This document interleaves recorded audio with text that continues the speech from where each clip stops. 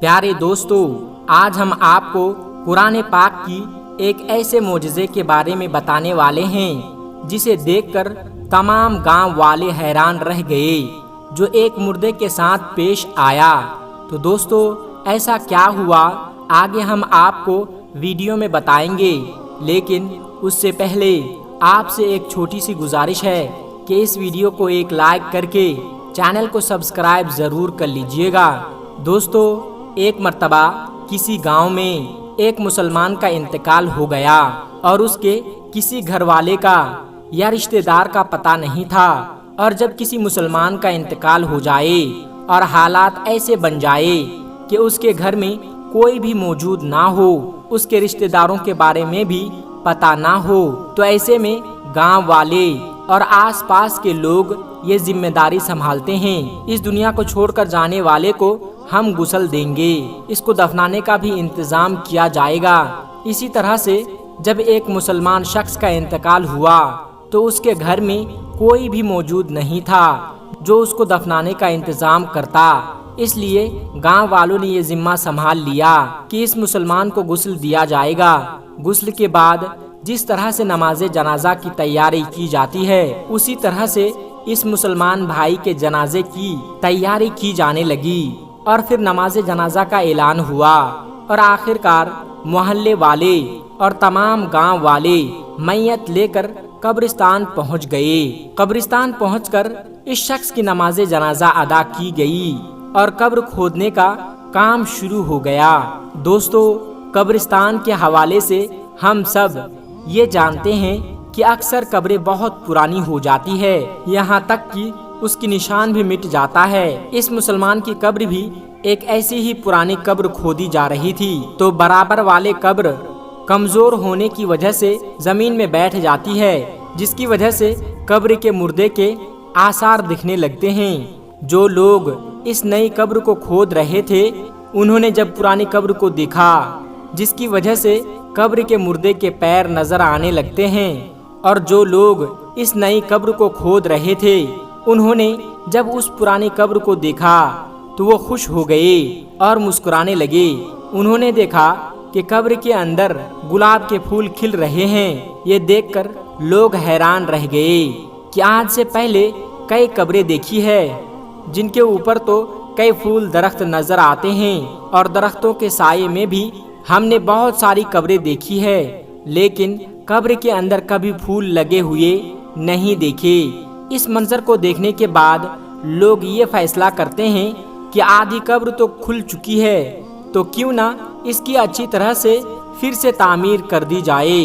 दोस्तों, जब उन लोगों ने कब्र पर अच्छी तरह से गौर किया और करीब से देखा तो पता चला कि कब्र से मैसूर करने वाली बहुत अच्छी खुशबू आ रही है। खुशबू इतनी अच्छी थी कि उसको सूंघकर हर कोई मदहोश हो रहा था। गांव वाले देखते हैं कि कब्र तो बहुत पुरानी है, लेकिन इसके बावजूद इस मुर्दे का जिस्म बिल्कुल सही सलामत है और इसके कफन की चादर जर्रा बराबर भी मैली नहीं हुई है। दोस्तों, ये मंजर देखकर सब लोग हैरान रह जाते हैं और सबके दिल में ये ख्वाहिश पैदा होने लगती है कि हम इस शख्स के बारे में जानकारी हासिल करें। आखिर ये कौन आदमी है और इसने जिंदगी में ऐसा कौन सा अमल किया था जिसका सिला आज मरने के बाद इतनी पुरानी कब्र में, यानी इतने अरसे के बाद भी कब्र में मिल रहा है। और ये ऐसा कौन सा अमल करता था, ऐसा कौन सा काम करता था जिसकी वजह से इसकी कब्र से खुशबू निकल रही है। चुनांचे सभी ने फैसला किया कि इस शख्स की तलाश जरूर की जाएगी। दोस्तों, इसकी कब्र को मिट्टी डालकर फिर से बंद कर दिया गया और जो जनाजा तमाम लोग अपने साथ लाए थे उसको भी दफन कर दिया जाता है। फिर उसके बाद लोग आसपास के तमाम गांव में फैल जाते हैं और इस कब्र के मुर्दे के घर वालों की तलाश शुरू कर देते हैं। आखिरकार कई रोज की सख्त मेहनत के बाद और बुजुर्गों के मशवरे के बाद उन्हें ये पता चलता है कि यह शख्स कौन था। फिर कुछ लोग इकट्ठा होकर उसके घर पहुंच जाते हैं जहां वो शख्स कभी रहा करता था। बज़ाहिर देखने में घर बहुत पुराना लग रहा था और घर को देखकर ये नहीं लगता था کہ یہاں کوئی رہتا ہوگا۔ لوگ اس گھر کا دروازہ کھٹکھٹاتے ہیں، جس کے بعد اندر سے بہت کمزور کی آواز آتی ہے کہ دروازہ کھلا ہے، اندر آ جاؤ۔ گاؤں والے مل کر گھر میں داخل ہوتے ہیں۔ دوستو، جب وہ لوگ گھر میں جاتے ہیں تو دیکھتے ہیں کہ اس گھر میں ایک بہت کمزور عورت مقیم ہے، جس کی عمر بہت زیادہ ہو چکی ہے اور اس کا جسم انتہائی کمزور ہو چکا ہے۔ چنانچہ یہ لوگ اس کے پاس بیٹھ جاتے ہیں اور اس سے سوال کرتے ہیں کہ فلاں قبرستان میں اس جگہ پر ایک قبر بنایا گیا ہے، کیا اس قبر کا تعلق آپ کے گھر سے ہے؟ تو آپ ہمیں بتائیے کہ وہ قبر کس کی ہے، اور ہمیں یہ بتائیے کہ ہم نے قبر میں ایک بہت عجیب منظر دیکھا کہ اس قبر کے اندر سے خوشبو آ رہی تھی اور گلاب کے پھول قبر کے اندر کھل رہے تھے، یہاں تک کہ قبر کے مردے کا جسم بالکل صحیح سلامت تھا اور اس کا کفن تک میلا نہیں ہوا تھا۔ آخر وہ شخص کون تھا؟ یہ سب سن کر وہ بوڑھی عورت ایک لمحے کو خاموش رہتی ہے اور پھر کہتی ہے کہ جس قبر کا تم ذکر کر رہے ہو وہ میرے شوہر کی قبر ہے، جوانی میں ہی ان کا انتقال ہو گیا تھا۔ لوگ سوال کرتے ہیں کہ آخر آپ کا شوہر ایسا کون سا عمل کرتا تھا کہ آج بھی اس کا جسم بالکل صحیح سلامت ہے اور قبر میں خوشبو اٹھ رہی ہے؟ تو وہ عورت کہتی ہے کہ مجھے کچھ زیادہ تو یاد نہیں، کیونکہ میری یادداشت بہت کمزور ہو چکی ہے، لیکن ہاں، ایک ایسا عمل ضرور تھا جو مجھے آج بھی یاد ہے، اور میرا شوہر روزانہ وہ عمل دہرایا کرتا تھا، اور وہ عمل یہ تھا کہ جب وہ روز صبح فجر کی نماز ادا کرنے مسجد جاتے تو وہ دیکھتے تھے کہ لوگ نماز کے بعد قرآن پاک کی تلاوت کرنے کے لیے مسجد میں بیٹھ جاتے ہیں اور وہاں بیٹھ کر قرآن پاک پڑھتے رہتے ہیں، لیکن میرے شوہر کو قرآن پاک پڑھنا نہیں آتا تھا اور وہ اس بات پر بہت غمگین ہوتے تھے اور رونے کی حالت میں گھر آتے تھے اور آ کر کہتے تھے کہ میں کتنا بد نصیب ہوں کہ مجھے قرآن پاک پڑھنا نہیں آتا۔